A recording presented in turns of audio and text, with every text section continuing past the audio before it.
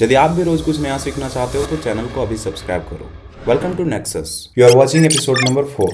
रोज कुछ नया सीखने की जर्नी में आज मैंने सीखा लेवल ऑफ टीचिंग। वीडियो शुरू करने से पहले एक छोटा सा डिस्क्लेमर। मुझे ना तो पढ़ाने के लिए कोई टीचर है और ना ही मैंने ऑनलाइन कोई कोर्स खरीदा है। मैं सारी चीजों को चैट जीपीटी की मदद से सीखता हूँ एंड आपसे शेयर करता हूँ। ओके, तो आज हम सीखने वाले हैं कि टीचिंग के कौन कौन से लेवल होते हैं। तो टीचिंग के टोटल 3 लेवल्स होते हैं। पहला मेमोरी लेवल, दूसरा अंडरस्टैंडिंग लेवल एंड तीसरा रिफ्लेक्टिव लेवल। अब ये तीनों क्या हैं, चलिए सीखते हैं।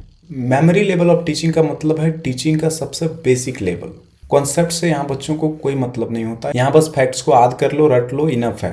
मेमोरी लेवल के जो टीचर होते हैं वो बच्चों को लेक्चर देते हैं, बच्चों को नोट्स लिखवाते हैं और रट्टा बेस्ड लर्निंग करवाते हैं। और जो स्टूडेंट्स होते हैं वो अपने टीचर को सुनते हैं, चीज़ों को याद करते हैं और बार बार रिपीट करते हैं। जैसे आपने स्कूल में सुना होगा A फॉर एप्पल, तो पूरा क्लास ही बोल रहा होता है A फॉर एप्पल। तो ये मेमोरी लेवल ऑफ टीचिंग है। एग्जाम्पल में हम लोग देख सकते हैं कि मान लो क्लास में बोला गया इंडिया की राजधानी कहाँ है ना, तो बच्चों ने रट लिया है न्यू दिल्ली, तो बोलेंगे सभी के सभी न्यू दिल्ली। तो ये सिर्फ उन लोगों ने याद किया, कभी समझा नहीं कि दिल्ली ही राजधानी क्यों है। अब एग्जाम कीवर्ड्स को हमें याद रखना है क्योंकि एग्जाम में ये सारे कीवर्ड्स से ही क्वेश्चन सॉल्व हो जाते हैं। रिकॉल, मेमोराइजेशन, रोट लर्निंग और इंफॉर्मेशन बेस्ड लर्निंग, ये सभी जो कीवर्ड्स हैं ये मेमोरी लेवल ऑफ टीचिंग से रिलेटेड है। अब अगला है हमारा अंडरस्टैंडिंग लेवल। नाम से ही पता चल रहा है कि यहाँ पर कॉन्सेप्ट को समझना जरूरी है। तो इस लेवल के टीचिंग का एम होता है कॉन्सेप्ट को समझाना। टीचर जो होते हैं वो एग्जाम्पल देते हैं, एक्सप्लेनेशन भी देते हैं और डिस्कशन भी करते हैं। और जो स्टूडेंट्स हैं वो सोचते हैं,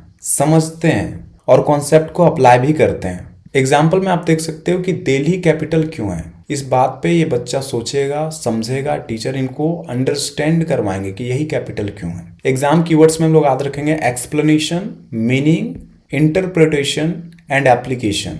ये जो वर्ड हैं ये अंडरस्टैंडिंग लेवल ऑफ टीचिंग के वर्ड हैं, जहां पर बच्चे सिर्फ रटते नहीं हैं जबकि उसके पीछे के कॉन्सेप्ट को भी अंडरस्टैंड करते हैं। अब अगला हमारा है रिफ्लेक्टिव लेवल। इसे हम लोग टॉप लेवल ऑफ टीचिंग बोल सकते हैं या फिर सबसे हाई लेवल ऑफ टीचिंग बोल सकते हैं। इसमें थिंकिंग करवाया जाता है, बच्चों को रीजनिंग करवाया जाता है, उनके अंदर प्रॉब्लम सॉल्विंग स्किल को डेवलप किया जाता है। टीचर जो होते हैं बच्चों को प्रॉब्लम देते हैं, सिचुएशन को क्रिएट करते हैं और बच्चों को खुद से सोचने देते हैं। और स्टूडेंट्स जो हैं वो प्रॉब्लम को एनालाइज करते हैं, जज करते हैं और एक नए सॉल्यूशन को ढूंढते हैं। तो रिफ्लेक्टिव लेवल ऑफ टीचिंग का मतलब है कि बच्चों को एक सोचने वाला इंसान बनाना, एक इंटेलेक्चुअल पर्सन बनाना। एग्जाम्पल में आप लोग देख सकते हैं कि अगर दिल्ली के जगह पे मुंबई कैपिटल होता तो क्या प्रॉब्लम होता। ये बच्चों को सोचने के लिए दिया गया एक प्रॉब्लम के रूप में। बच्चे सोचेंगे कि सर वहाँ ट्रैफिक ज़्यादा हो सकता है, पॉपुलेशन ज़्यादा है, प्रेशर ज़्यादा हो सकता है, कोस्टल रिस्क है क्योंकि समुद्र के किनारे है। तो ऐसे जब बच्चे सोचेंगे तो हम लोग इसको रिफ्लेक्टिव लेवल ऑफ टीचिंग बोलेंगे। इसमें जो एग्जाम कीवर्ड्स हमें याद रखना है वो है critical thinking, problem solving, analysis, evaluation and creativity. ये सभी word reflective level of teaching से रिलेटेड है। अब इन तीनों लेवल को हम लोग कंपेयर करके देखते हैं। मेमोरी लेवल का फोकस याद करवाने पे होता है, जबकि अंडरस्टैंडिंग लेवल का फोकस समझाने पे होता है और रिफ्लेक्टिव लेवल का फोकस सोचने पर होता है। स्टूडेंट का रोल आप देख सकते हो। मेमोरी लेवल में बच्चे पैसिव होते हैं, अंडरस्टैंडिंग लेवल में एक्टिव होते हैं और रिफ्लेक्टिव लेवल में बच्चे बहुत ही ज्यादा एक्टिव होते हैं। कीवर्ड्स याद रख सकते हैं हम लोग। मेमोरी लेवल का रिकॉल करना, रोट लर्निंग, जबकि अंडरस्टैंडिंग लेवल में एक्सप्लेन करना, कॉन्सेप्ट को अप्लाई करना एंड रिफ्लेक्टिव लेवल में एनालाइज करना एंड प्रॉब्लम को सॉल्व करना। अब चलिए इनके मदद से कुछ क्वेश्चन को सॉल्व करते हैं। फर्स्ट क्वेश्चन है which level of teaching emphasises rote learning. अभी हमने सीखा रोट लर्निंग हमारा मेमोरी लेवल ऑफ टीचिंग में होता है। इसका मतलब इसका आंसर सी सही है। मेमोरी लेवल ऑफ टीचिंग जो है उससे रोट लर्निंग हमारा रिलेटेड है।